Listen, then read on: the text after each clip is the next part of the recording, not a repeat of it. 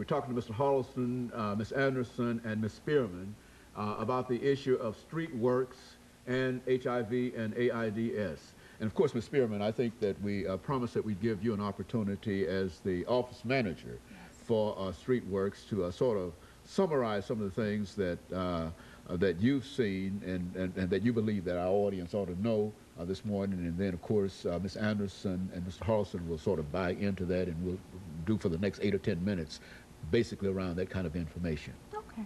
Well, again, at StreetWorks, we provide HIV prevention, education, and care services. We're open 24 hours. We have 2 drop-in centers. One is over in East Nashville in the James Casey Home Housing Projects, and we're also located over at the Tony Sudicum Housing Projects over in South Nashville. That's one of the advantages that StreetWorks has, because we're located in areas where the communities are hit the most with this epidemic. These are high-risk communities. These are communities that are involved greatly in substance abuse type activities, and also communities that really need the attention and education needed to prevent this epidemic from spreading. So it's a lot of work involved. I believe last year in 2005, we've come into contact between 3,500 to 4,000 people last year in trying to educate and provide prevention, education, and materials about the situation, and also what we provide on care services to our clients who do have HIV and AIDS. We also have a new program. We have a mobile outreach vehicle where we're able to go out into these communities of color or high-risk communities to bring our office over to them to help address the needs that they may have. For instance, we had an example. We had someone called the office the other day who was homeless, and they were in need of getting HIV tests, and they had no way of getting to our agency. That was a perfect opportunity to use our mobile outreach program to go out there and provide HIV testing. And so, StreetWorks itself is really involved in doing a lot of things, and it's a very, very important organization in reference to that. Now, Ms. Anderson, when you think in terms of the clients, what are some of the things that you have seen that exist in dealing with these clients that you think our audience ought to be familiar with, aware of? Some of the clients, like Mr. Harleston said, the stigmatism, you know, some of them, it's hard for them to just, you know, to just be able to say that they're HIV positive, you know. But my goal at StreetWorks is to make them feel comfortable, let them know that it's okay, you know. Everybody's not educated, but the ones that are educated will treat you just like anybody else.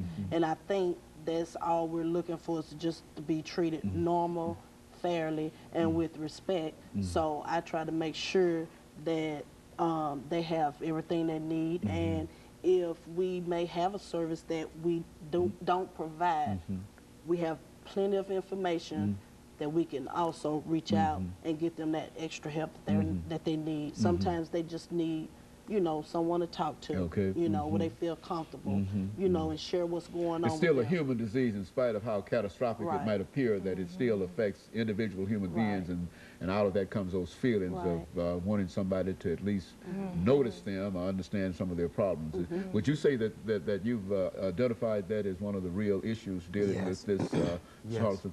Now, looking at Washington, D.C., coming from Washington, D.C. to Nashville, Tennessee, what did you find in terms of what the government was doing, the local government perhaps, for individuals affected with this disease in Washington, that perhaps Nashville could pattern after, or perhaps we might be doing something that they need to do? How does that sound? It's not very much different.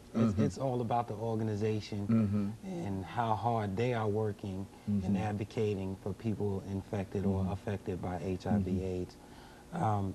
Like Ms. Anderson was talking about, you know, a lot of people should just be aware that, you know, people that are infected are human beings just like us. They are our friends, they are our family, they are our brothers, our sisters, our aunts, uncles, and daughters. They are our neighbors, and they feel the same way we do. They feel the same way about having this disease as if I would feel as if I had diabetes. And it has to be treated the same way diabetes has to be treated. But the thing about our community is, like, we really need to go out. Like, we do this outreach because a lot of people are not going to come into the office, so we bring the office to them. That's one of the things about the mobile outreach van. There's an office on there where we conduct post-test, pre-test counseling, where we do HIV testing. They can get free condoms at any one of our offices on that truck. When we not only come in the truck, we come in the car. We come walking on foot through the projects, up and down Murfreesboro Road where the sex industry girls are working. And we talk to them and we address them. And in fact, when you was talking about, well, you know, it's a collective thing where organizations, we really have to come together. And part of what we do is we work with several other organizations to effectuate this. You know, we work with First Response, we work with the Elam Center, we work with TAP, Project COPE, and the sister program to try and effectuate these things, especially as it relates to crack-addicted black women, because their infection rate is going through the roof.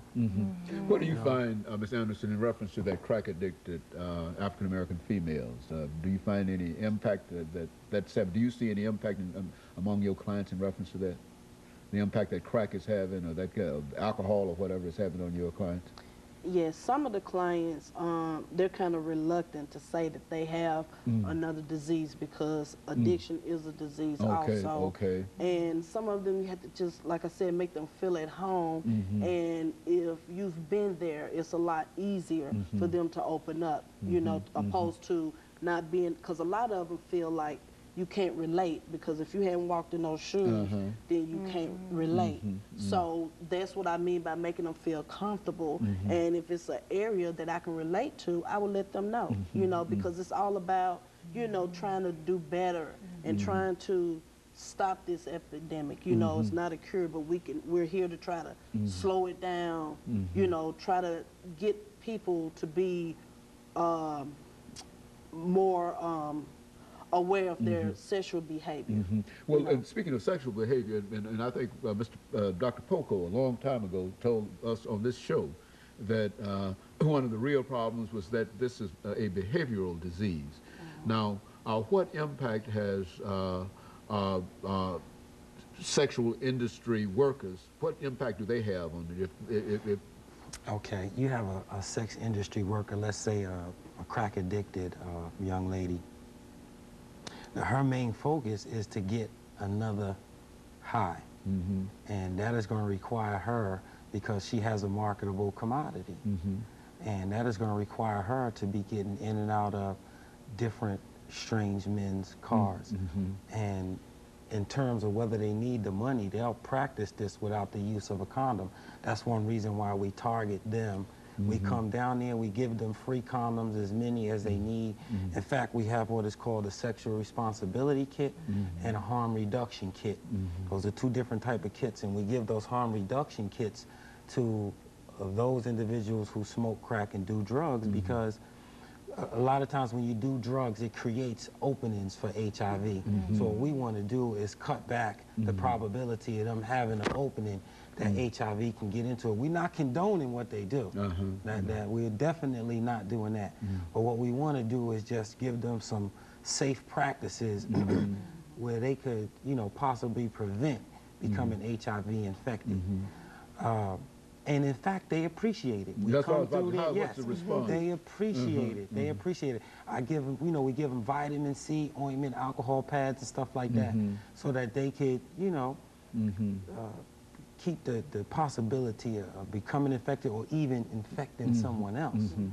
You know, and then we try to get them into the office where we can sit down and have some one-on-one counseling. As Aretha said, you know, a lot, you know, me, myself, I come from the same background. I have some of the same experiences that they have. So I sit down and I relate to them, because they take better to, okay, I'm not talking to someone who is telling me something from a book. I'm talking to someone who has actually walked through this fire and has come out on the other side. Then that rapport and that relax, they relax right away, because there's no judgment there. I have no room to judge them. Very good. And of course, we're near the end of this show for today. And let me thank the three of you for coming by and giving us that excellent information. As I often say in reference to all of these shows, is that it really takes a lot of courage to become involved, and especially, Ms. Anderson, to say that you have been infected by the disease and et cetera, to come out here and give encouragement to other folks who might be so infected. Of course, let me encourage our audience to tune in again next week for another informative edition of Comments. Thank you and good morning.